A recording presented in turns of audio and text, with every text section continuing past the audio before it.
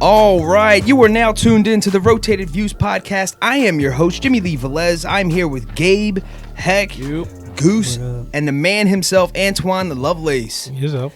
Laced. In this episode, we have special guest Antoine Lovelace, barber and owner of both Lace Unisex Hair Salons. We cover topics that range from entrepreneurship, the barber business, the art of being a barber, and much more. We wrap the episode up with quotes from Theodore Roosevelt and Colin Powell. All right, if you're new, thank you for joining us. Guys, don't forget to download and subscribe. We drop a new episode every Tuesday morning for your listening pleasure. Kicking things off, the man of the hour, Antoine himself, man. Just let us know who you are and what you do. What's up, you guys? First, thanks for having me on the Rotated Views podcast, man. It's a blessing, dude. Absolutely. I love what you guys represent, too, man. Appreciate that. What's up? Antoine, a little bit about myself. I'm 38 years old. I have a family. My wife, Chelsea Lovelace, my beautiful wife. I have 4 children. My oldest son is named Ashton Lovelace, my homie. My 2 daughters in the middle, Teal Lovelace, who's 6, Skylar Lovelace, who's 2, and my baby's boy, nice. Lex.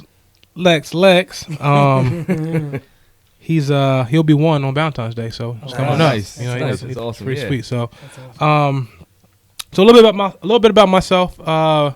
I grew up in Levittown, a section called Bloomsdale Gardens. No gardens in Bloomsdale. I don't know where they got that name from, but yeah, I grew up in Bloomsdale. I was there from birth until I was about 10 years old. There I lived with my mother, my younger sister, my only sister, Arbery Lovelace, and my brother, Keenan Lovelace. He's my older brother. So grew up in a little, which a lot of people didn't notice about me. I grew up, in a really tough environment. Both parents, my mother, my father, drug addicted, big time. Yeah. I grew up around the drug game. I've seen a lot of heroin being done in front of me. Crack, that was really big back then. Yeah. So, growing up as a kid, you can go one way or go the other way, Right. See a whole lot of different things that you shouldn't see at such a young age, But I was strong, you know what I mean? Like, I was like, oh, I like my teeth. I don't want to have no teeth. Right. So, from drugs, you know what I mean? So, so when I was about 11 years old, my father was always in jail, incarcerated, big time druggie, time drug hustler, you know what I mean? My mother decided that she wanted to get help. Yeah. And what she did was she took us to Lancaster, where there was a women's program that you were able to bring 2 children, and that was it. But the program it was a waiting list, so you had to get in. You had to wait your turn. So she didn't want to be around here anymore because I don't know, I'm assuming, you know what I mean? Because again, I was very young. Yeah. I'm assuming that she knew that she had to get out, or she was never going to get out. You know what I mean? Right. Yeah. So, and she just packed us up and took myself and my sister to Lancaster. Mm-hmm. Like I said, she was not able to get in right away, so it was a little bit of a tough period for myself, my mother and my sister, and I, right. So but my older brother ended up staying out here with my grandmother. She lived in a section called Fleet Wing, which is kind of connected to Bloomsdale. Okay. Yeah. So my brother, like I said, again, he stayed there. So anyway, when we got out there, it was, like I said, it was very tough, and it was a waiting list for us to get into the program. So, not having any family out there, there was a shelter called, I'll never forget, it's called the Water Street Rescue Mission. Mm-hmm. It's cool because I know a couple of barbers in the barber game that I've met that live in that area, and I'm like, they're like, oh, you live there? I'm like, yeah, man, that's crazy. That's crazy. So, and it's kind of cool for them to see, like, dang, that's crazy. It came up, yeah. It came up. But anyway, so, but the first night we tried to get in there, we weren't able to get in. So that, we had to actually live on the street. You know what I mean? Which was, crazy. You know what I mean? It definitely, it's eye opening. You know what I mean? It's but that was part of my journey. You know what I mean? That was supposed to happen. Yeah. And then eventually, we, like I said, we got into the what do you call it? Shelter. The shelter. Yeah. And it was pretty, it is what it is. It's a shelter. You in there, you sleep, you wake up, you go to devotion, you get out. Then you got to get back in time to get back in there and get your spot. You know what I mean? So it was a different type of life. You know what I mean? That obviously we lived in the hood. So yeah, as a kid, you don't really know you think you living good, but you obviously know you're really not. Right. You know what I mean? When you think back. But so anyway, like I said, we're in there, and then my mother finally was able to get us into the women's program that that she was trying to get into. Oh, nice. Okay. So which was good. So we got in there. It was a year program. I went to school out there. I went to 6th grade and 7th grade out there, and it was the first year was sweet. You know what I mean? Like we went to the program. I was in school, but it was weird because I'm going back to a shelter. Shelter. You know what I mean? Yeah. So it was adjustment, obviously. Yeah. But I learned a lot, and I was, at that time I was pretty smart in school, I guess. You know what I mean? Yeah. Whatever. So after the first year, we were able. She achieved whatever she had to achieve, and then they help you get on your feet, and then they helped her get her a house. So then we got a Section 8 house, but it was a nice home, like a row home, but it was big, it was cool, and then that's when my brother came to live with us. Okay. So it was pretty sweet. Nice. So now we're all back together, you know what I mean? And then, cool. So we had our house, and then it was crazy. Like shortly after that, my mother found out she had breast cancer. Wow. It was crazy. So she found she had breast cancer, and then I would say that was in June, and the time that she found out, it had already got to her brain. Right. Yeah. So it got to her brain. So that was in June, and then she ended up dying in August. Wow. So wow. it was like that. This was in 1994. 94. Wow. So I was 13 years old. So when she found out she had cancer, breast cancer, and everything, now this whole brain cancer and all this, how it all spread. I was never told this until I was older. Yeah. You know what I mean? I just thought it was, the breast cancer, and you don't know. You're 13. You know what I mean? Like I'm thinking about girls. You know what I mean? Yeah. So it was just, it just happened like that. But right before she passed, my father's brother, my Uncle Shout, shout out to my Uncle Shout, love you, bro. So then we came, we signed up for school, whatever, and then shortly after my mother passed, then my sister came to live with us. And my uncle, he already had 2 children, you know what I mean? And it was like a blessing, you know what I mean? To have your own family and just come and take your brother's kids, you know what I mean? Like, right. In the end, it's like 5 other brothers as well, you know what I mean? But just shows the type of man he is, you know what I mean? Right. So it was, as as a child, it was very challenging, you know what I mean? Like, I remember, coming to school 8th grade, like I didn't want to do anything. Yeah. Like, you've gone from losing your best friend, like that was my mom, you know what I mean? Like, so it was like at such a crucial age, too, right? It's tough. Yeah. It was crazy. That age is tough just to begin with. Yeah. Not to take such a large hit. Wow. Yeah, so it was very challenging. Still challenging, you know what I mean? Thinking, you lose your mom, dude. Your mom is like your, for guys, our mom is our thing, you know what I mean? Yeah. Absolutely.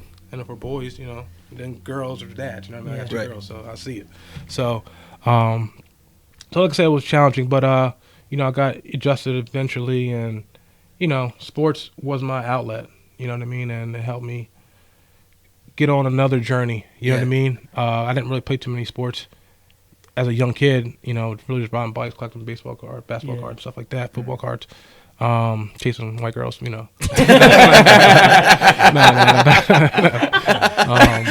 Keeping it simple. I thought that was a sport. That's a whole kind of other sport.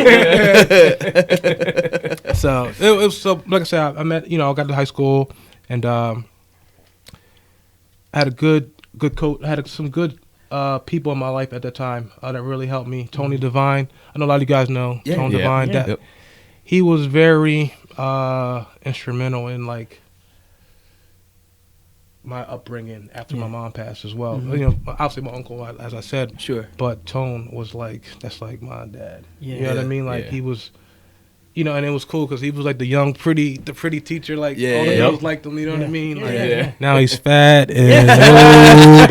Yeah, I said it. no, but that's like my second family. So, but you know, it's funny when I wound up going. You know, got a full scholarship. You know, played football.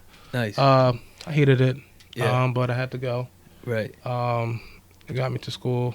Met a lot of cool people, and then after school, I was just bouncing in the city at a lot of different bars and stuff. You know, late nights. You know, I had a kid when I was in college. You know, so it was challenging. Yeah. I was again. I was bouncing, and a friend of mine who was my barber when I had hair, Al Uppercut. You guys all know Al. Yeah. He was my barber. He's like, "Yo, I'm opening up a shop." I'll never forget. I was with Tony Devine in Bristol Borough, and I ran into Al at man,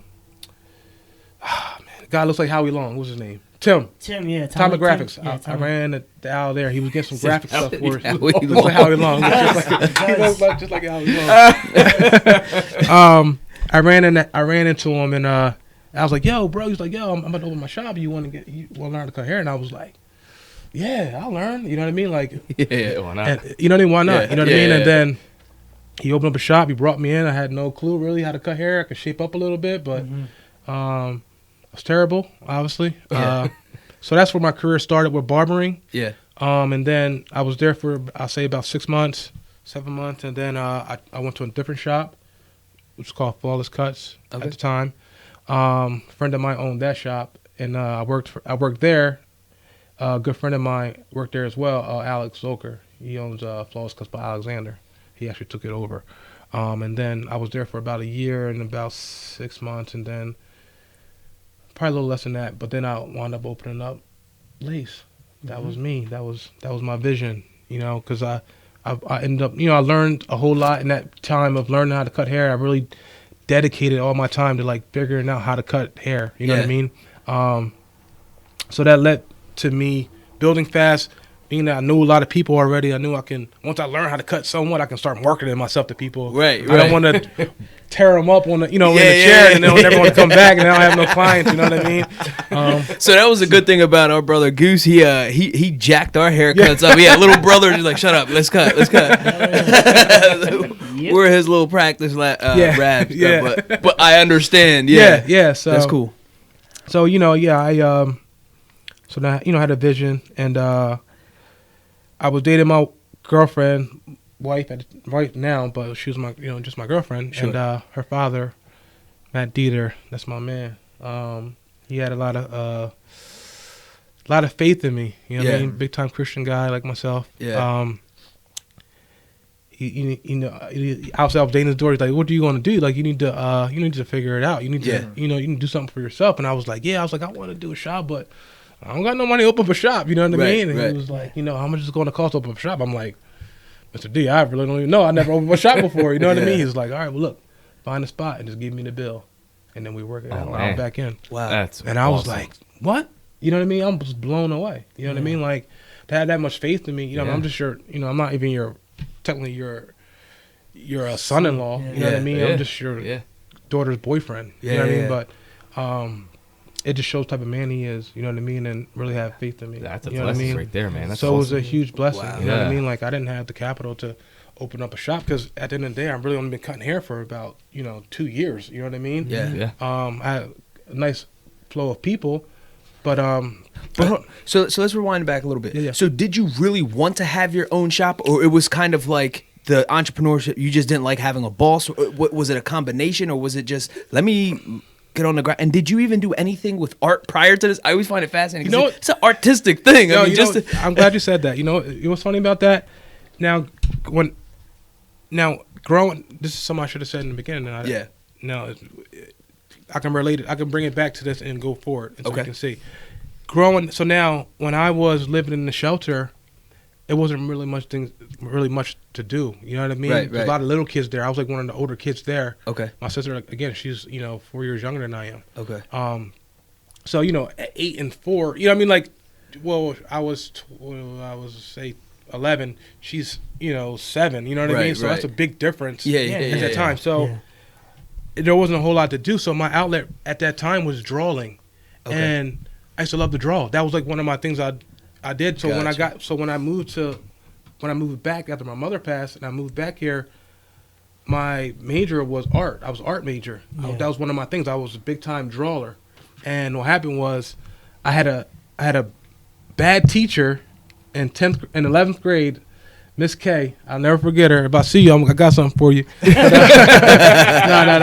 I had a bad teacher, and she just really turned it was such a bad experience where it honestly turned me off from drawing. Like I just completely stopped because that was something that I really enjoyed doing. Like I drew all the time. Like I have awards that I went to like different like art shows that I won. I have like certificates and like plaques and stuff. That was my thing. You know what I mean?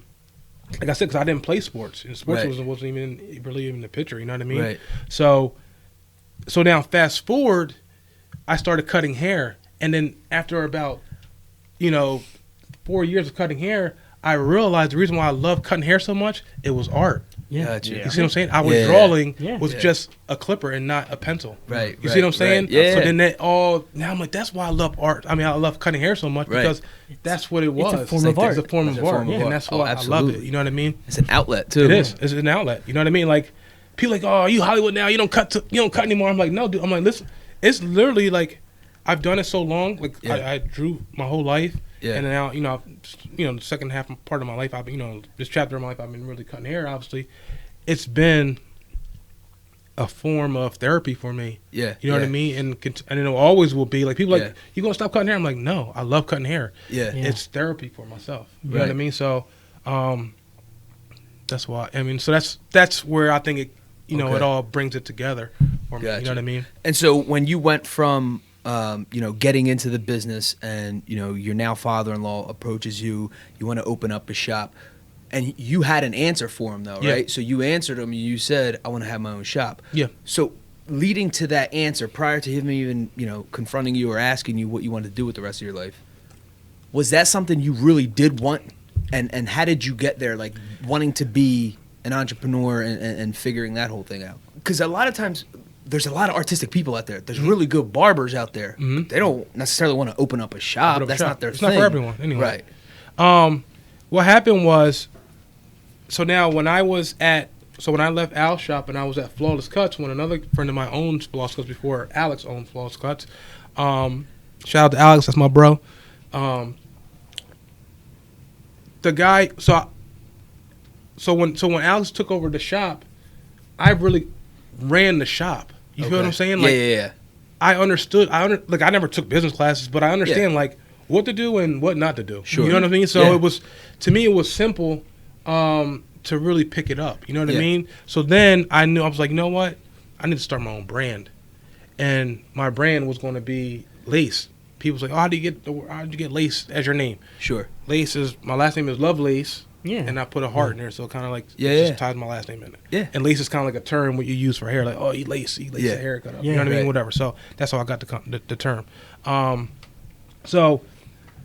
But at that point, I was like, I want to start my own brand. So me want to start my own brand, I have to create my own business. Mm-hmm. You feel what I'm saying? Yeah. And again, like I said, with my father-in-law, he's like, when I found my first shop, it was actually like a small shop. I'm like, I don't really know what I'm doing, right? But I'm gonna figure it out because I get it. Yeah, you know what I mean? And I was waiting on the shop to happen, and then I was going through a lot of township stuff, whatever. And then my father-in-law was like, look, find something else just in case this doesn't work out. And I found the First Lace, which was the shop on Maple Avenue, which was the big shop. Okay. And well, it's not big as this shop, but it was 1,250 square feet, which is a whole lot of square footage. Yeah. And not really knowing what not really knowing too much what you're doing, you know what I mean? So that's when I had a vision. I based it on a pair of sneakers, of LeBron South Beach 8s. Mm-hmm. Wow. They were like teal and pink. Yeah. And that's the colors of the shop was. That's how I got the colors of the shop. Nice. So in all my shops, it's teal and pink everywhere. Different locations. Yeah. Okay. So that's like I said. That's where I started my division of Lace. the vision now, the whole vision of Lace was to have girls and guys in one building getting it. You know what I mean? Getting to the money. So the first Lace, I tried that. Yeah. And I tried to have girls and guys all in just one building as in one room. You know what I mean? Yeah. Gotcha. And it was funny because when you're saying girls and guys, you're saying hairstylists? Hairstylists. Okay. Yeah, barbers. okay. Hairstylists and barbers. Got it. Right? And it was crazy now because so now in the beginning stages of it, I would always go to like barber shows. I would go to different stuff to like, get knowledge and whatever. And at the time, Pacino's, he was like coming on the scene. Like you guys know who he is. Yeah. He's coming on the scene. And so whenever he came to Philly, I was the first. Got my ticket. I got my certificate still at the house and everything. Yeah. I really looked up to him because I'm like, dang, this dude's like really doing it. Like this is pretty sweet to see it like happening. You know what I mean? Now he's like on top of the world. Right. But and I remember his second show that he had here in Philly. I was able to have a conversation. I think you were there. Yeah, I was there. And I had an opportunity to have a conversation with him. And I was like, I was listening. I'm like, this is my vision for my business, blah, blah, blah, blah. And I want to have the girls. He's like, dude, it's not going to work. It's such a tough thing to try to, put together. I'm telling you. Like, he's like, just try it. But I'm not telling you that. I'm not trying to knock your house or anything like that. But just try it. But it's very hard to get it to join. Right. And it's, to me, I'm like, why? It's like, we all doing hair. You know what I mean? Right. Like, who cares? Like, it's hair. Right. Yeah. So I tried, and it wouldn't work. And then, from all the, the shop was going real well, got it open, and, I had some barbers in there, and everything was going good. I was able to open up another shop, another location. And it was funny because that second location was going to be, but it was the first spot that I had, that I wanted. Oh, wow. Okay. So it was pretty cool, you know what I mean? Yeah. And I was like, and I ran into the owner. He's like, yo, I got a spot that opened up. Like, you need to come back up here. I was like, he's like, I'll give it to you for $800. Sold. You know what I mean? Like, and I had no clue what I wanted to do. Right. But I was like, it's cheap. I can do something. I was thinking I could have it like, my own little shop for my homies. We come in there, we get a haircut, get a nice beer, just hang out, shoot vibes, you know what I mean? And just go about your business. Just cut certain people there, you know what I mean? And that's it. And when I had announced that I was opening up another location, that's when I had got females contact me like, yo, you gonna have salon in there? And I was like, ding, ding, ding, ding, ding, ding. Yeah. This is it. Mm-hmm. Yeah. And I was like, yeah, I am. Yeah. And it wasn't going to be no barbershop for my friends, you know what I mean? Right. It was going to be girls. Gotcha. You know what I mean? And that's how, so that was the timing for me. Right. So that 4 years prior, it wasn't my time for that. Right. Now it's the time. Right. And I knew that. So I had to make sure I capitalized off of that. You know what I mean? So I got the first spot, that little spot, and it was probably it's only probably about, I would say 700 square feet, I would say. Mm-hmm. Yeah. And then it was my shop, and it was connected to it's like a one big building, but we had the front stores. So it was my shop, and it was a deli. Okay. And I said to my landlord, and my landlord is a guy named Rich. He's awesome. He's the man. Rich Beaumont. He owns a lot of stuff. He's a guy. Okay. What's up, Rich? Shout out to Rich. I love you, man. So there was a deli next door, and I said, Rich, if anything ever happens with this deli, I need it. He was like, I'm about to evict them anyway. No way. Man. He's like, you got it. I said, yes. Yeah. So, but I knew that this was my time. I had to keep capitalizing. You know what I mean? Yeah. So I got that shop. I had to redo it my own self, pretty much. My nephew, shout out to my nephew Keenan. He helped me big time. You know what I mean? Yeah. And my little bro, Cliffy. I ain't forget about your dog. They helped me big time. You know what I mean? So I redid the whole shop, and then the deli was still there. So once he, got rid of him, I had to gut it out. And this was cool for myself because this is when I started learning how to really do stuff and cut costs. And now I had to pay contractors to do stuff. You know what I mean? Like some stuff, obviously, like electrical or plumbing like that. Yeah, but making stuff, that's my thing. You know what I mean? It's art. It's really art to me. You know what I mean? So, I redid that whole side. And then boom, I got more girls. You know what I mean? And then there's another part to the back of it, and he's going to put something else back there. I'm like, listen, if that don't work out, let me know. I want it. Yeah. He said, it ain't going to work out. All right, cool, thanks. And I redid that, and I put more girls in there. So it was cool. You know what I mean? It was cool. So it initially started out as a barber shop. No. So it always was the hair salon. It was unisex hair salon. Mine vision was always to have girls. Now, even at the other shop, I always had one girl in there that whole time, but it didn't work where I can have multiple people in there. I would have a girl, then I'll get rid of her, or something will happen, and then be empty for few months or whatever, and I get another, Gotcha. So it was always a female in there. You know what I mean? Gotcha. So, but the vision was to have unisex hair salon. So that second location was all girls. Yes. Okay, And still to this day, it's all girls. Gotcha. Okay. Yes. Okay. That's still running, that one? Yes. Okay. Yep. So, out of every piece of location for that salon, you basically just kept renting and expanding, is what it was. Exactly. Okay, I Yep. got you. Yep. It was like I was Monopoly. like, He had the Park Place, the boardwalk. Just kept going. Yeah, man. Yeah, so I had to, and I knew that was my time. You know what I mean? So I had to make sure, like I said, I capitalized off of that. So what was the thing with the girls though with you? Because it was Girls you are went different. from having a barbershop and dealing with a bunch of guys and whatever good and bad that brought, and then all of a sudden, but you still had this thing to provide a location for the girls. Yes. What was that about though? Like what was the push for that? Because to me, in my head, it's like this. You can bring more business if you have both people in there. Right. As in, when I mean people, barbers and stylists, Right. hairstylists. So now, if a mother comes into the barbershop to bring her son, oh, you guys got females in here? Yeah. Oh, let me go get my hair done. Right. You know what I mean? Or let me get a trim or whatever it may be. Or if a dad brings his daughter in to front, where the girls are. Right. Oh, they got barbers down there? Yeah, go in the back. All right, I'm going to go down there. Walk downstairs and get a haircut. You know what I mean? So Gotcha. now it kills two birds with one stone. Right, you know what right, I mean? And yeah. it makes a one-stop shop. Then I get my haircut here, and we go over here, then we go over here. You know what I mean? It makes all like a one-stop shop. And that's this. Gotcha. I got you. know. So when you saying that's this, explain that's this location for the That's folks who this, can't okay. see this physically. Yeah, so right now we at the Lace in Pendle on Unionville Avenue and Route 1. So after my 5th year, I didn't want to renew at the first Lace, Okay. right? And I know I wanted to expand. I needed something big because I had a crazy idea, right? So after I got done building the salon and everything was good in there, I started looking. So looking at, I'm going different areas. I'm more mainly on like the Newtown, Richboro outside over Okay. there because I wanted to bring something crazy over there, and I still am. So watch out for that. So anyway, I came across this building. Okay. I actually tried to go across the street. It's like a warehouse. I wanted like a warehouse. I can do some like cool stuff in there. Yeah.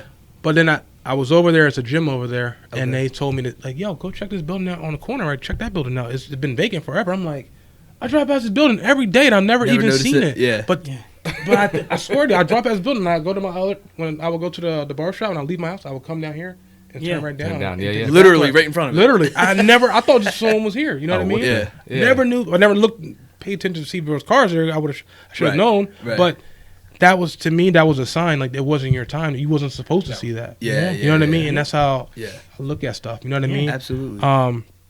So then I looked in, and my brother-in-law, he's a realtor. Trev, shout out to Trev. What's up, brother? I called him right away. I said, bro, I was like, yo, I need to go look in this building. He's like, where's the address? I'm like, it's this address, whatever. He's like, all right, meet me there in 20 minutes. I'm like, I'm here. I'll wait for you. Yeah. You know what I mean? Yeah. So he met. He got the lockbox thing, whatever. Yeah. I walked in, and you guys can see this is a Yeah. 4,000 square foot building. Yeah, it's a big building. I walked the whole building. Not up here, but everywhere down there and everywhere that you kind of seen. Yeah. I designed the whole thing. Boop, boop, boop, boop. I was there for about 7 minutes. I'm like, let's go. He's like, you done? I'm like, yeah, it's already designed. I said, we got to make it happen. Yeah, You know what I yeah. mean? He's like, bro, are you serious? He's like, what are you doing? I said, this. He's like, for real? I was like, yeah, it's done. He came back and he's like, bro, that's crazy. It looks exactly how you said it was going to look. You know what I mean? I was like, that's dope, something that's yeah. like God-given. You know what I mean? Like, Yeah. that's something that, So you had the vision for it already. So Exactly. was this for sale or for rent? it was for rent or for sale. Oh, okay. But Okay, no they one just was had it. buying it. They wanted, Crazy amount. NBA numbers for the building. You know what I mean? It's- Yeah. So, but I have an option to buy soon, like after 3 years, I think it was. So how do you talk to your guys at the first barbershop, letting them know that this transition is going to happen? Did you have any input from them? When it came to number one, location, design? I know you said you basically it all popped in your head all at once, but was there any input from your staff at all when it came to the transition, basically? Because he is smiling from ear to Yeah, ear. no. Absolutely not. No, We just did it. yeah. I'm gonna On be my own, honest. I did it all. Yeah. I mean, I want to be honest. Yeah. No, they trust me. You know what I Right. mean? Like they're my brothers. You know what I mean? They're my little brothers. You know what I mean? That's what I call them all the time. You know, they're not employees. You know what I mean? Like I treat them like my brothers. You know what I mean?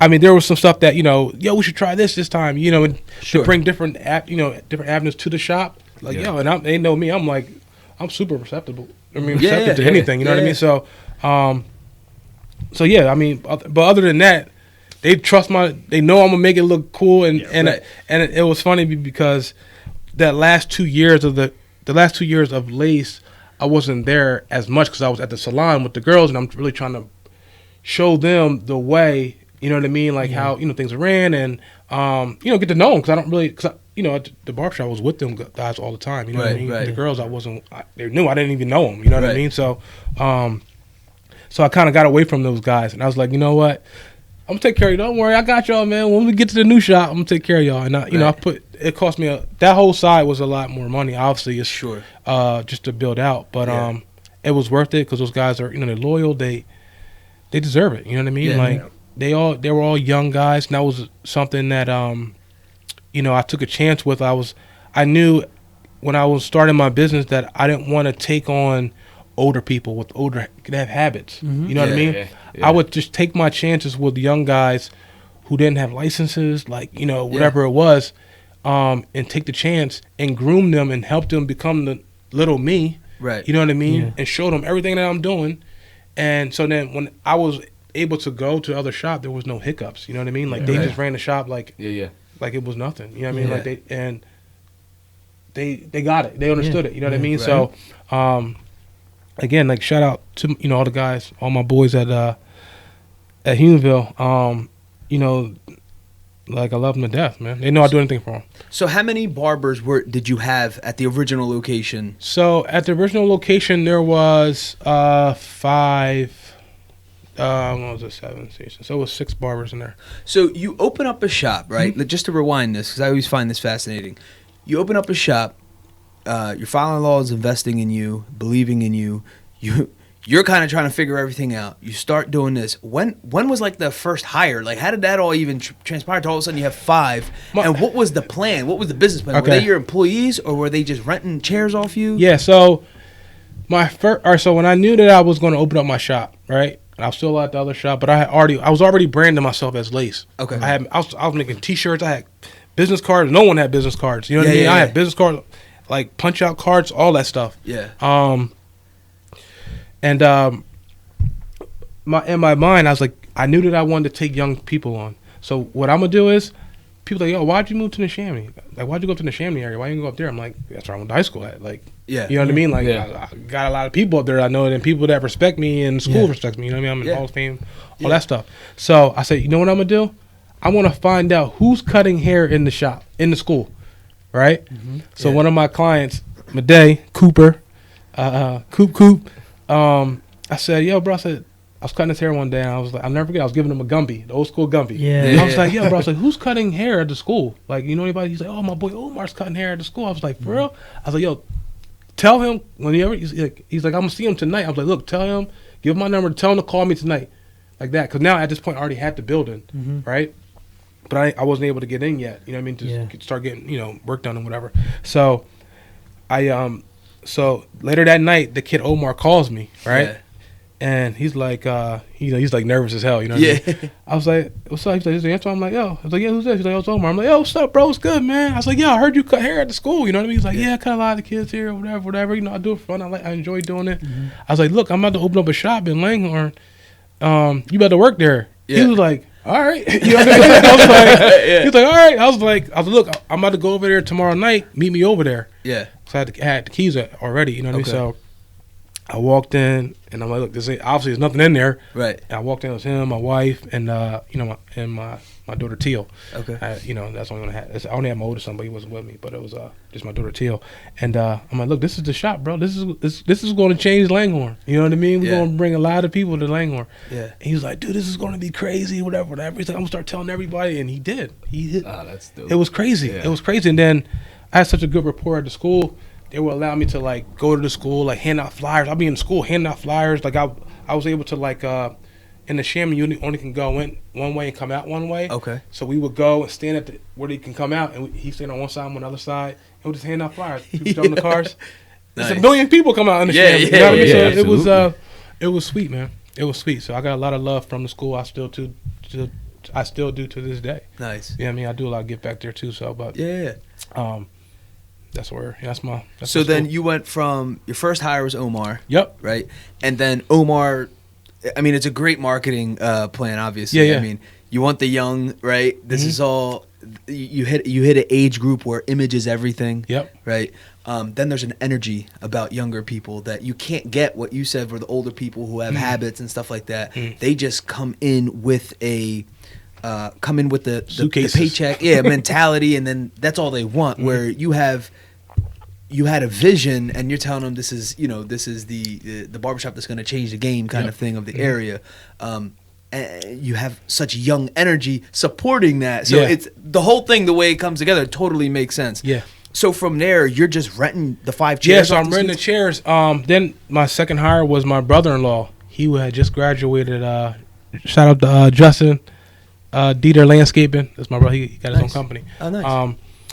He just graduated college, East Stroudsburg, and prior to that, he would come home. I would cut his hair. He's like, "Yo, bro, I want to cut hair." Blah blah blah. So I'll start teaching him stuff, and he started cutting people at school, and he started cutting basketball teams, stuff like that. Nice. Things like, dude, when I come home, I'm gonna start working there. Yeah. I knew it wasn't gonna be his career, which I wish it would have, because he was making a ton of money right now. But he's doing obviously really well now anyway. But he was a great person having a shot. Yeah.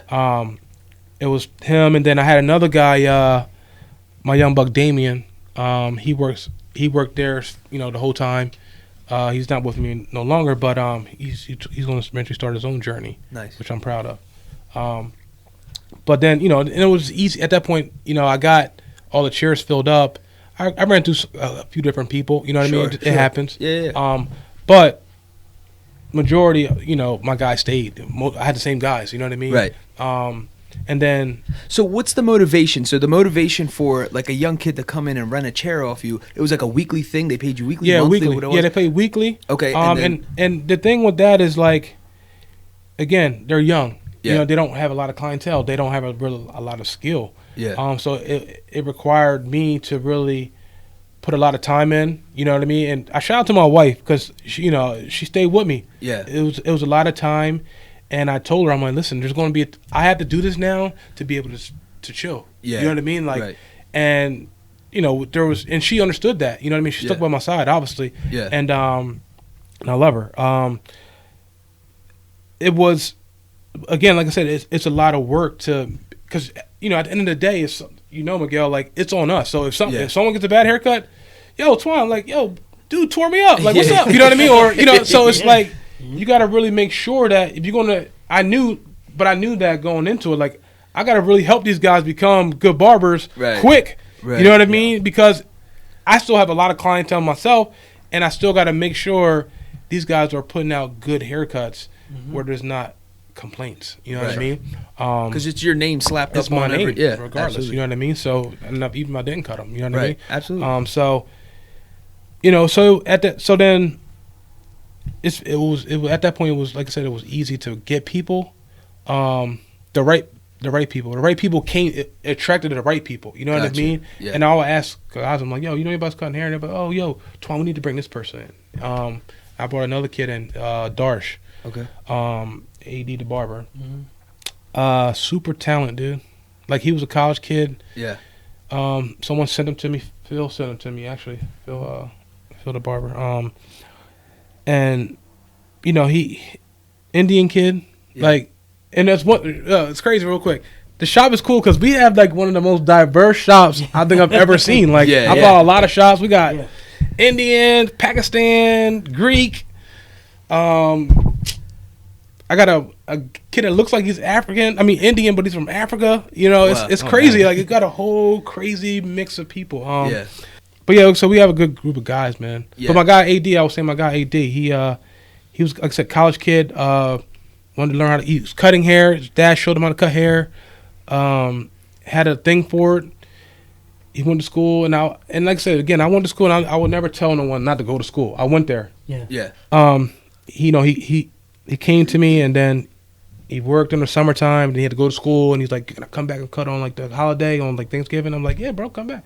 Came back. He's like, "Bro, I think I don't want to go back to school. I think I'm just going to cut hair." I'm like, "Listen, bro, I'm not going to tell you. You go and talk to your parents. You know, he's in the Indian family, so they like, you got to go to school. You got to do this. You got to do this. It's a little bit more structure."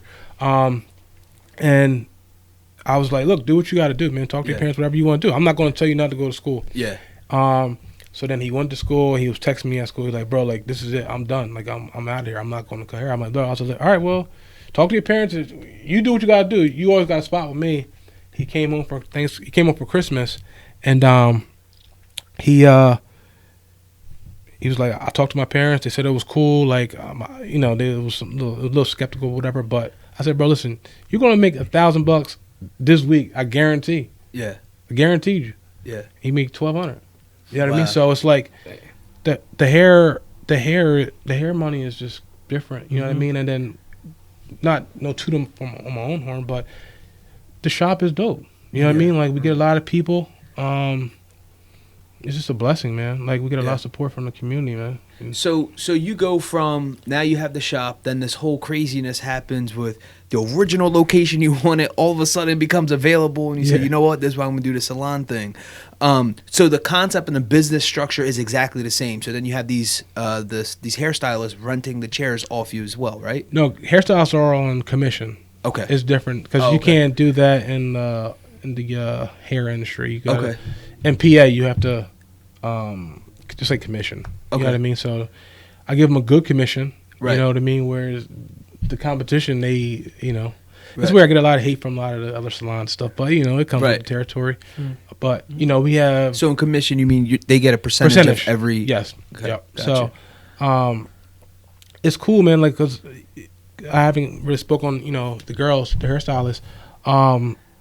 It's sweet, man. It's a different beast. Yeah. It's a lot tougher to work with women. Yeah. But the women that I do have at the shop, they're beasts, man. Yeah. And their work shows for it. I can't even, it's cool. Like, I didn't really know too much about women hair, but as over the last 2 years, which I've really been involved, and I'm around it all the time, and I look at other shops' work. They're beasts, man. Yeah. They're beasts. Like, I get comments all the time. People come up and like, "Yo, your girls can do hair." I'm like, "Yeah, they can go. They're good." Nice. You know what I mean? So it's like I said again, it's a lot more challenging. So, but for them though, you weren't a hairstylist. I don't know if you are now. No. Okay, so how are you even able to market that in a sense? I know you said that females were coming and asking, "Are you opening up?" For the hairstylists. How are for the younger guys, for the barbers? I get it because you're almost like a mentor to them, right? Because you're doing it and they respect what you're saying. Mm-hmm. How did you get that though for the female? The hairstylist, I should say. I'm more. It comes back to like the interviewing process of it. Yeah. And it's like I'm always looking for entrepreneurial type of people. Mm-hmm. I'm not a babysitter. You know what I mean? Like, I'm grown. I got my own kids I have to be, take care of. You know what I mean? Like, so I'm looking for entrepreneurial type individuals where they're go-getters. Yeah.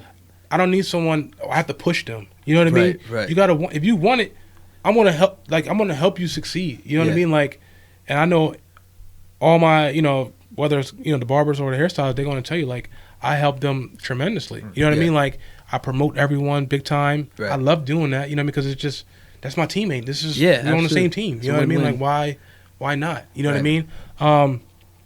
So yeah. I mean, I don't know how it just like really fell in. I guess because I'm assuming because of the name. Yeah. You know what I mean? Because it's a unisex hair salon. You know what I mean? So it makes it it makes it a little easier. Sure.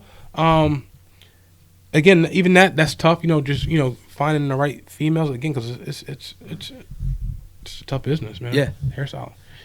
So then you go from there, that becomes successful in its own right. Yes. And still is. Yes, sir. So now we're here at the location where you will soon be doing also your own podcast, which thank you for inviting us and having us here. But tell us exactly what's different about this location than the previous two locations and explain how it's a combination of the past and what's different? Because we know that there's another business within this business. Yeah, so this shop this is actually Lace Unisex Hair Salon. Got it. Because we have barbers, we have hairstylists. Up on the floor right below us, there will be makeup. It's a makeup room I just finished. It's going to be skincare. We have tattooing downstairs. Right. We got some good stuff, a couple, little bar stuff down there for, guys who make appointments, stuff like that, whatever. Yeah. So this is like the ultimate shop. We got sneakers. Like it's everything. It's a one-stop shop, and that was the vision of Lace Unisex Hair Salon, is to be a one-stop shop. Everybody can come here. We cater to everyone. There's no discrimination. We treat everyone the same. Every barber can cut every type of person. A lot of shops, you only can cut black, or they can only cut white, or they can only cut Spanish. Right. We cut every single person. All walks of life. There you go. So someone walks in. What can they expect? Where do they sit? Because I see the way the layout is definitely, and it was one of the comments I made to you, is it's a different layout. Mm-hmm. How in a traditional barbershop or a salon, you basically have the rectangle of the space that you're working with, and parallel from the barber chairs is the seating, the waiting chairs, and it's very basic. I mean, that's what but it almost seems like you have like this sphere or something going on where it's just kind of like in a rotation or something circular about it. I felt the feel of. I don't know if I'm wrong, but it seemed like it was. There's something going on in every wall, like every side of every building. Yeah. And the idea of the chairs, like how the setup is down in the barber part of the shop. I wanted people to almost feel like you can be in any conversation. Okay. You feel what I'm saying? Yeah. So now if this person is turned this way and this another person turned this way, they can hear the conversation right there. You know what I mean? Or hear the conversation right there. Right. You know what I mean? So you're not just involved in just your one conversation. Gotcha. You know, because sometimes, even if you're in a shop that's rectangle, you can still be in and you want to be in that conversation over there. Right. But it's too far because you got two other barber chairs in front of you. You know what I mean? So you're almost like right next to each other. It just gives it like a different feel. You know what I mean? Definitely a different feel. So that was the idea of it. And you have this whole like subway thing going. What's that about? And then kind of explain the artwork, some of the graffiti that's on, and who's doing it. Okay, so now once we leave, I'll give you guys kind of like a tour. Sure. Just kind of so you guys can really see everything. Down the barber part, the sidewalls and the floor and the ceiling. A good friend of mine, Nick Hiley, he works at Flawless Cuts. Okay. He's a barber, but he's actually, he's a tattoo. I mean, not a tattoo, but a graffiti artist. Gotcha. So I contacted him. I'm like, yo, bro, I was like, listen, I need you and some of your guys to come over and tag this place up for me. I'm about to open up. So he's like, all right, I'll get a few of my guys together and we'll come through. And it took him I think 8 hours. It's like, dude, we never did it that long. That was the craziest thing we ever did. I was like, yo, that's what's up. But it came out cool, you know what I mean? Yeah. But I was like, the back wall, just leave it alone because my tattoo guy, my guy Tommy Rudisal, he owns Out of Sight Studio. You guys know him. Yep. You guys know him. So that was his wall. Like that's my guy. He does all my artwork, industrial artwork. Yeah. And that was his wall. And I said, Tommy, he's like, what do you want me to do? I was like, bro, you're an artist. I can't tell you what to do. You do what you want to do. Yeah. Right. And then it was just crazy, man. He just came up with the whole freaky, like, with the octopus, and it says Lace Life. And that's like our term we use, our hashtag. Yeah. Lace Life. And then it has like the octopus, and it's holding like clipper and scissors, and then the tattoo gun, and then the bathroom is holding like toilet paper. You know what I mean? Awesome. So it just ties it all in. You know what I mean? Yeah. And that's his own creativity. His mind just kind of goes everywhere. Tommy's my guy. Like, it's funny. I actually ran into him today at Walgreens. Nice. And but he's just such a talented dude. Like, yeah, he is. you know what I mean? Like, Yeah. it's cool because we always like vibe off each other. Like, I have an idea, and he'll be like, "Oh yeah, that's great. Yo, try about this." I'm like, "Yeah," and then he'll do it. I'm like, "Yo, add this." He's like, "Oh, that's cool. That goes together." You know what I mean? Yeah. So it's cool to have someone that kind of like really thinks on the same wavelength. You know what I mean? Right. On that level of like artistry. You know what I mean? Yeah. So on one wall you have a panel of I didn't know if they were for sale. I didn't know what was going on, but it's you sell sneakers out of the so we do like a consignment thing. Okay. A friend of mine named Mark, he calls himself Sneak Dissin'. Okay. That's his sneaker thing. And we just do like, consignment. People can bring shoes in. We get a percentage of it. We sell it for them. It's pretty simple. It's not. It's just extra money. Sure. People always looking for sneakers. So it's a good business. That's cool.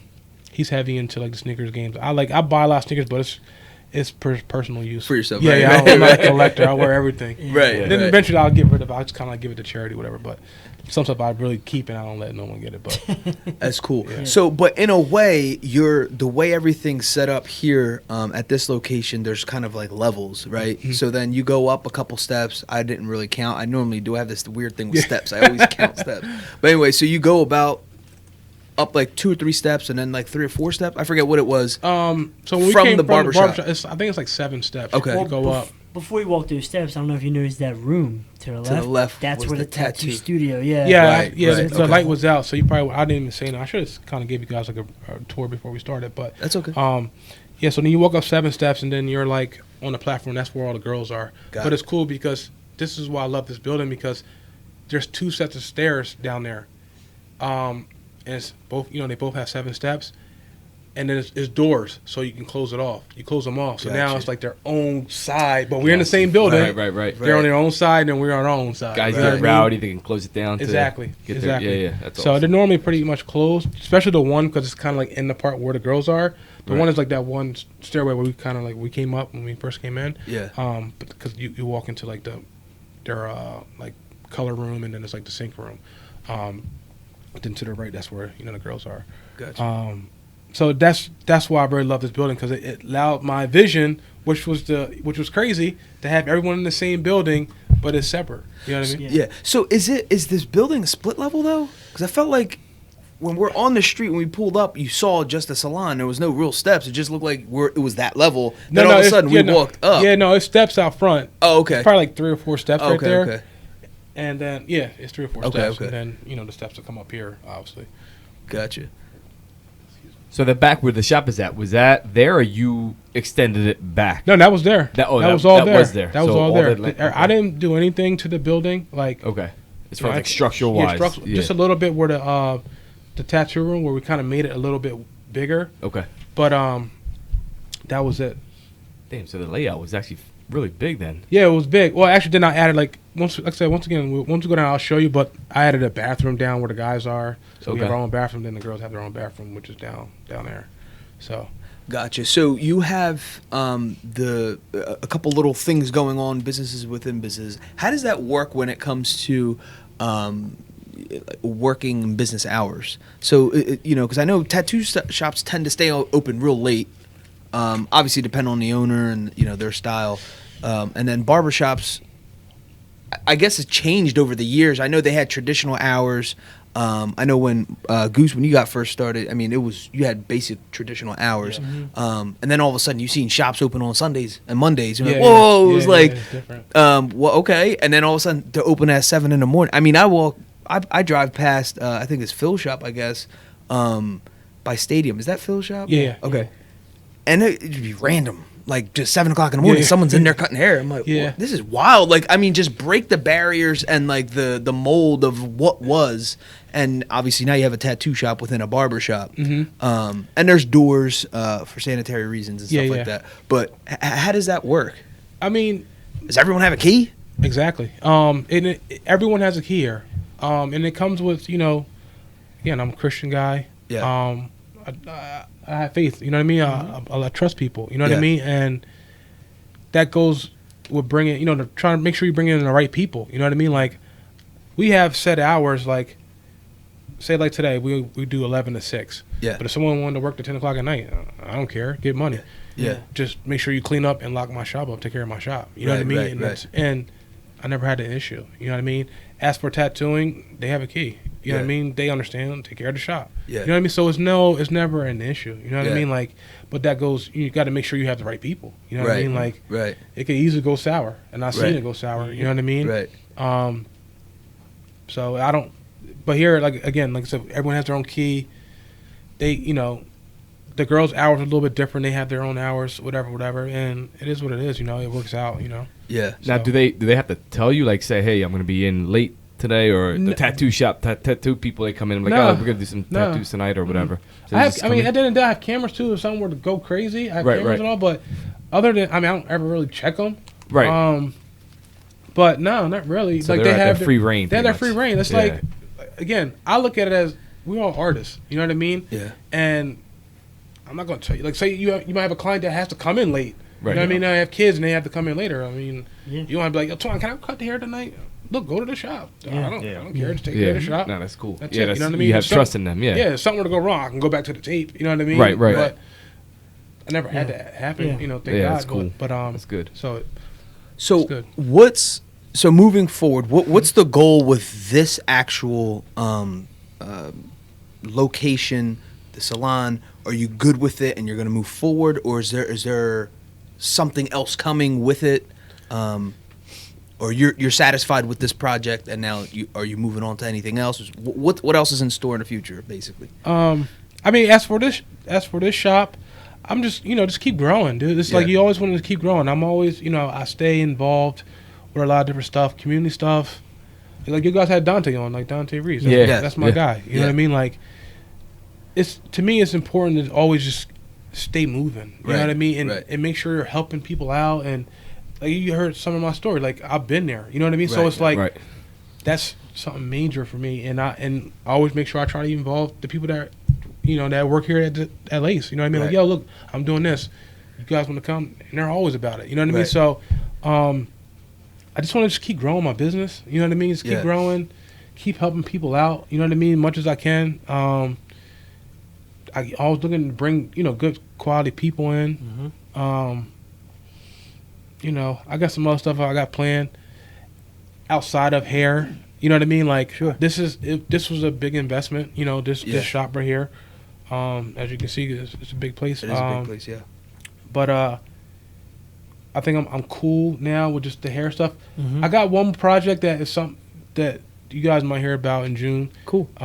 If something is riding on something else, shop wise. But that's later this year, mid-year. But I got something else I'm looking to do too. I can tell you all off air, but you know what I mean. That is perfect.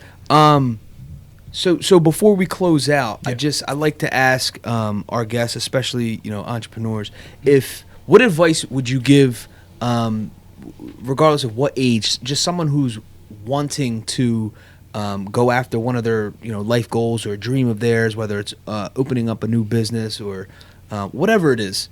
What advice do you have for that person who kind of needs that? Advice. You have to have a vision, right? Yeah. And once you do have your vision and what you want to do, you have to do it. You can't talk. You know what I mean? Like I tell people I'm doing this, I'm doing it. Right. Like one day I was a little bit off topic. I'm like, just driving around all the time, whatever, and I always see kids riding wheelies, doing wheelies all the time. I'll bust it up with them, say what's up, talk to them, whatever. I know a lot of kids around. And the one day I was just driving, I'm like, I'm gonna start a wheelie crew. Yeah. You know what I mean? Yeah. So I'm like, I told my wife, and she was like, I said, that'd be cool. You know what I mean? That'd be cool. I was like, that's something I used to do when I was young. Right. And I put something together. I was like, yo, I'll make an announcement at this time. Right. And I put it on there, and I had like 90 kids hit me up.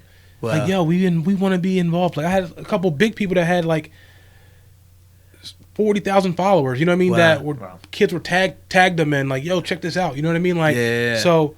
And my thing with that was just to kind of like get kids around, bring them around positive individuals. You know what I mean? Show them like, look. Yeah, Willie, make sure you're being responsible, not out here cutting people off, you know, and, I'm going to give them, like, T-shirts and, like, book bags and stuff like that, and they're going to be called the, the Willie Click. That's the name of them. Nice. So I'm going to actually have a meeting next month with them. I'm still putting all stuff together, all the things, whatever. But, But, like, again, like I said, you just got to, when you have a vision, you got to attack it. You can't just keep sitting on it. You know what I mean? It's important to really just go with it. You know what I mean? It may not work. There's stuff that I did at the shop that didn't work. Yeah. I'm like, dang, I ain't just not going to do anything else. I'm going to make something else happen. You know what I mean? It's important to keep going. You can't, I listen to Gary Vee. I always say this, like he makes the best. He makes like the. It's like he's a great guy to listen to, podcast wise, and as well as you guys. But Sure. He always says like, do what you gotta, like you have to do it, man. You're gonna die. Yeah. Like that's like when you look at stuff like that. Yeah. From that perspective, Right. dude, that's the realest, bro. That's like Right. the realest that you can. Yeah. That you can ever hear. You better do it because you're gonna die eventually. Like, Right. You didn't do that's it. Yeah. You know what I mean? And then Yeah. he's and it makes sense. Like when he says like, you want to see regret, go to a retirement home. Yeah. Go talk to somebody in a retirement home. You know what I mean? Wow. A 90-year-old person that they're gonna tell you, oh, damn, I never did this. You know what I mean? Like, Yeah. and it'll open your eyes. You know what I mean? And that's something that I wish every kid heard. You know what I mean? Yeah. Like, Yeah. even some grown-ups, even people our age. You know what I mean? Yeah. Like, look, bro, like, Yeah. you got to make it happen. You got a vision. You want to get something done. You got to do it. And that's something that I'm always dedicated, like to do. Like I get something in my head, I'm doing it. You know what I Right. mean? Like that's just what it's going to be. You know what I mean? Right. And people say, "Dang, dude, you got so far," and like, you only been cutting hair so long. I mean, which is not a long period of time that I've been cutting hair. Sure. But from when I first started to when I got my first shop, and then I got my second shop, and then and so forth, whatever. It wasn't like that. You know what I mean? But people Yeah. say, "Dang, that happened so fast," and it was only that much time. It's a lot of work. You know what I mean? But you gotta just get on top of it. You just gotta go, man. You gotta go. You can't just sit and wait and think it's just gonna happen. It's because it's not. You Yeah. know what I mean? You gotta put the time in. You gotta put the work in. You know what I mean? No, it's perfect. And that's it. All right, cool. So any other thing you want to plug or anything you want to bring up or? Yeah, just to my wife. Thank you. You know what I mean? That's my rock. You know what I Yeah. mean? Like she really is like my supporter. You know what I mean? Like she don't even understand. Like tonight, like I was running around all day just doing stuff, and I had to stop home, bring the kids pizza or whatever, and she wanted some food, whatever. So she was like, "Good luck at your podcast tonight." Yeah. And it was just like, oh, Yeah. dang man, that's Yeah. you know what I mean? It's like Yeah. It's a you good need feeling. that stuff, man. It's like Yeah. you take it for granted. You know what I mean? It's like, dang man, like Yeah. and my kids, they're are nightmares, dude. Like, you know what I mean? It's crazy. Like, it's like she's Yeah. like the best mom, dude. Like, I would never change her for anyone in the world. You know what I mean? Absolutely. Like, and best Absolutely. wife. You know what I mean? Absolutely. And I just want to tell her thank you, and I always like appreciate her. Yeah. I love her to death. It's huge because, especially just us. I mean, just with the little projects we got, going here and there. It's crazy because number one, we always joke and we have so much energy and it's like, oh yeah, we're gonna do the podcast. Oh yeah, we're about to go sell some shirts. Oh yeah, me and Gabe, he's coming over to record. And it's just all this stuff, and it's hard to deal with. Mm-hmm. I'm hard to deal. I can't even stand myself sometimes. I'm like, there's so many ideas, and so many. It's all over the place. Yeah. They're saints. Yeah. It really is true. It's true, Yeah. and you need that. The better half being there for that support, and it is when you step back. You're like, wow, Dude, we it's did this crazy. together. This is yeah, wild. Yeah, it's crazy, man. And I remember, like I said, when we first started and we didn't have nothing. You know what I Yeah. mean? It's like, Yeah, her father, he's well off. You know what I mean? But he don't give us nothing like that. You know what I mean? yeah, Right. And but she never wanted anything. She just like, look, I'm like, look, babe, like this is the vision I have. Like it's going to happen. It's going to take some time. I got, I'm on it. I'm going to dedicate myself. I remember, I'm going to miss stuff. You know Yeah. what I mean? Like in the beginning, like missing, Yeah. like, like my son's games, like stuff that I can Yeah. never get back. But I say there's going to be a point where I'm not going to miss nothing ever. Yeah. Right. You know what I'm Exactly. saying? And that's where I'm at now. You know what I mean? And, Yeah. and it's a blessing. But I wouldn't have been able to do that and get this far without her because she held down the fort. You know what I'm saying? And allowed me to be out doing stuff like this or, being at a community event, doing, holding different community events or whatever it may be. yeah. So it was just a blessing to have her, be there. Yeah. And so it's amazing. And real quick, shout out to my team, the Lace crew. Yeah. We actually had a meeting last Monday. I got a great group of individuals, man, like yeah. super talented, and it's like it's a blessing, you know what I mean, to have so many people Yeah. it's close to 40 people. You know what I mean? It's like, it's a blessing to have so many people that think, again, on the same wavelength. You know what I mean? Right. And they work hard. You know what I mean? And it's cool to see that. I don't even know what to say. It's just like it's like a weird thing when you have that many people that, they don't necessarily. Well, a lot of the guys say to me, "Yo, dude, I look up to you," like, and it's like, it's unbelievable. Like when you hear stuff like that, you know what I mean? Like, real quick, like my one barber, Greg, he came to me. This is when I first opened. He was like, I want to cut hair. I'm like, shut up, dude. You ain't cut no hair. Yeah. You know what I mean? He didn't know how to cut hair. Yeah. And then he had a couple years go by, and then he had created an Instagram page, right? So now, and he had, requested me as a friend. Mm-hmm. I was like, hey, he's serious now, right? Yeah. So I let it go by like a few weeks, whatever. Yeah. And I was like, yo, bro, you want to learn how to cut hair? He's like, dude, are you serious? Like, he's like, hi. Yeah. He's like, hi. He's like, super high. That's my dog. So I was like, yeah, bro. I was like, look, come in. I'm gonna teach you how to cut hair. You can start working cut hair. He's like, oh, he's like, I got my job. I'm about to put my 2 weeks in right now. He literally put his 2 weeks in that day and left in the next week and left. He was done. And he's been there he's been there from that day on. And I'm very proud of that guy because it just shows, like, if you really want it, Yeah. Mm-hmm. you got to make it happen. Yeah. And that guy now, he is a crazy barber. Yeah. Like, super talented barber. And I'm very proud of him because there's been plenty of times people are like, I want to be a barber, and don't do nothing about it. Right. You know what I'm saying? Right. But for him to leave his job, and obviously he wasn't making crazy money like that, Sure, whatever, sure. but to leave his job and to just get into it, Yeah. terrible, Yeah. obviously, you know what I mean? Sure. Yeah, Yeah. just takes time. And now he understood it. He picked it up. Like, he's actually the fastest barber I've ever seen pick hair up. Mm-hmm. Like, it's like scary. Right. You know what I mean? Like, right. very talented. You know what I mean? Yeah. But not. I have other guys on the same stuff, but Yeah, no, because he got it. But yeah, no, you do have an awesome crew of I follow each one of them on Yeah. social media, dude. And you see like from years, you see progress, and it's they're crazy. dude, and they're all Dude, they're it's really like- they're beasts. And then he has 40 barbers and stylists that work here. So when I post something, I get 40 likes right away. Yeah. See? Yeah. Yeah. And but bro, the thing is, it's that's something that I wish was, the industry is just so lame, dude. Like, Yeah, no. there's no love. There's no, Yeah. like, I'm always trying to show love to other barbers and go. Like, I went to an event today. I took one of my barber, Darsh. We went together, and a friend of mine, she owns a salon in New Jersey, Okay. and she posted up she's having a men's haircutting class. I'm like, I don't need no haircut.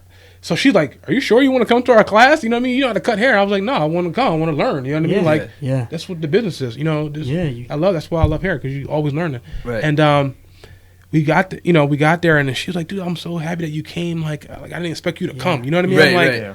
"Nah." I'm like, this. I did learn a whole lot, because Yeah. they were doing Yeah. like a lot of long hair and texture and all that stuff, whatever.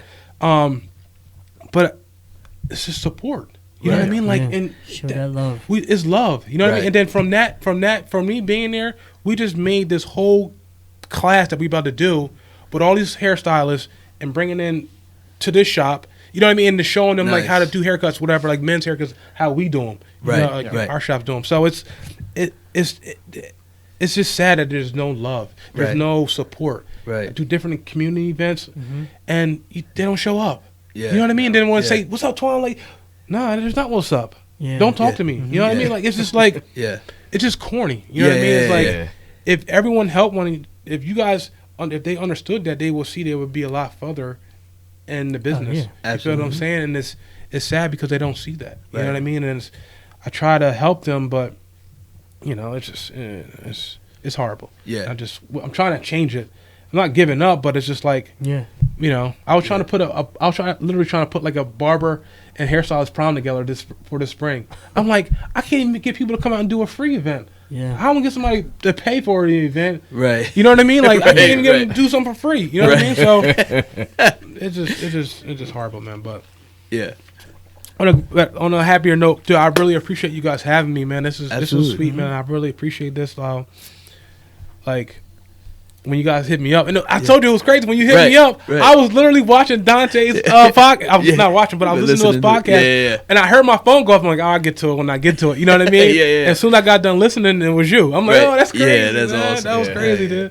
That was Yeah. crazy. That was a dope podcast that he did. Yeah, it was. It was. man. And we've been we're trying to get, it's kind of like what you're saying. When we first started out, just conversations amongst ourselves, and we've had guests. We've had, like I said, we had like some crazy guests call in through Skype and did the whole thing. But now we're mobile and we're going to the people, and Yeah. now we're doing local, homegrown businesses. Yeah. How we should have started, but that was a learning curve. We're coming up yeah. on 3 years. Wow. And so doing it, and this is the learning, and I feel like in the last 6 months we've grown exponentially out of literally out of nowhere. That's cool. Yeah.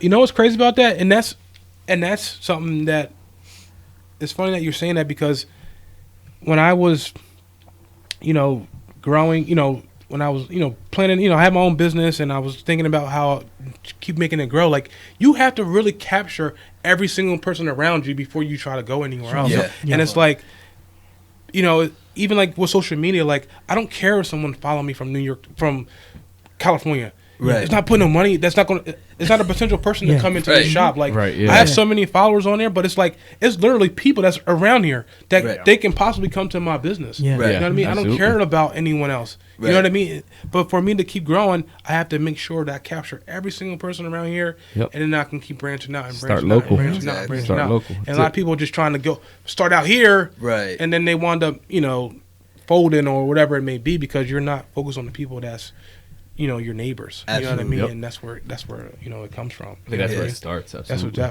exactly where it starts at. Yep. So Yeah, it's You know. huge. And it's for us right now. It's been just a win-win. mhm.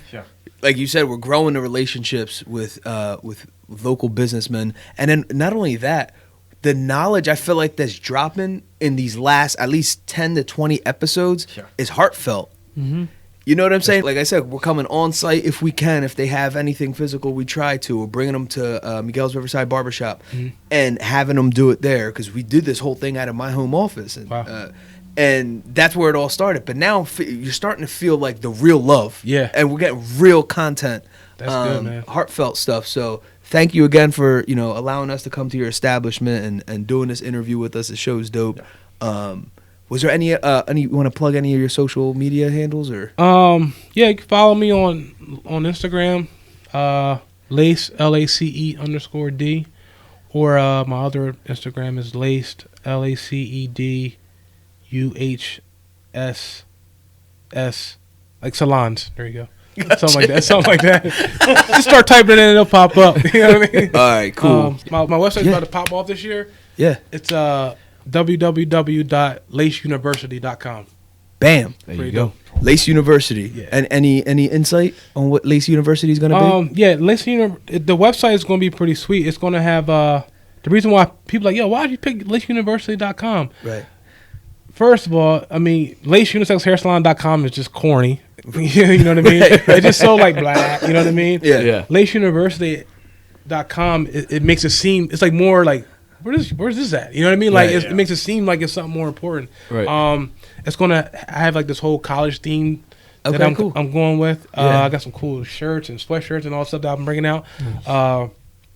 So, and then I'm gonna have this blog on there where it's gonna really touch the community, where I'm gonna do like interviews with, like, say like a kid may sign with like Duke. I'll have like interviews, and I'll have like on my Instagram. Go on Instagram, check out laceuniversity.com, and it's gonna have the full, link to like the whole, thing of whoever that kid is or something, Sure. or girl, whatever it may Yeah, be. yeah. So it's gonna be a pretty cool website and blog. Nice.